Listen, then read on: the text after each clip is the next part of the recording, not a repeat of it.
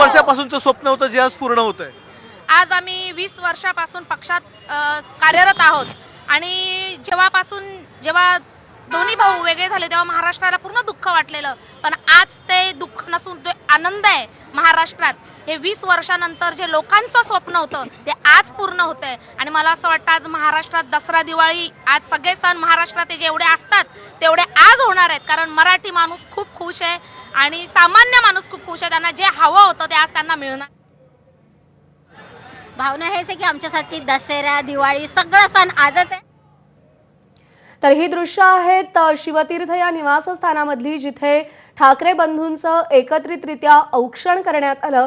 मराठी घराघरांमधली ही परंपरा आहे की कोणत्याही महत्त्वाच्या कार्याला निघण्यापूर्वी घरामध्ये औक्षण केलं जातं आणि तीच परंपरा ठाकरे बंधूंकडून, ठाकरे कुटुंबाकडून कायम ठेवली जाते. औक्षण केलं गेलं होतं. राज ठाकरे यांच्या मातोश्रींनी दोन्ही भावांचं औक्षण केलेलं आहे.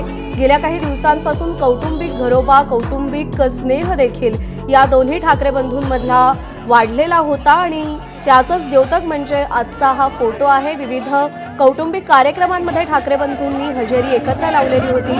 राज ठाकरे यांच्या बहिणीच्या निवासस्थानी सुद्धा स्नेहभोजनासाठी ठाकरे बंधू एकत्र जमलेले होते.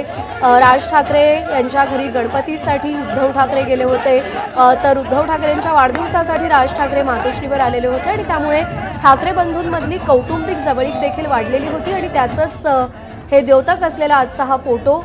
राज ठाकरे यांच्या मातोश्रींनी दोन्हीही भावांचं औक्षण केलं. ठाण्यामध्ये महिला ब्रिगेडच्या प्रतिक्रिया आपण जाणून घेत होतो की प्रचंड उत्साह, प्रचंड आनंद कार्यकर्त्यांमध्ये आहे. आमची बऱ्याच वर्षांची प्रतीक्षा आज संपतेय. दोन्ही ठाकरे बंधू एकत्र येत आहेत. दरम्यान ठाकरे बंधूंना औक्षण करत असताना दोघांच्याही पत्नी तिकडे उपस्थित होत्या, शर्मिला ठाकरे, रश्मी ठाकरे, आणि दोघांचेही मुलगे अर्थात अमित ठाकरे आणि आदित्य ठाकरे हे देखील उपस्थित होते. पुण्यामधून शिवानी पांढरे आपली प्रतिनिधी आपल्याला अधिक अपडेट देईल.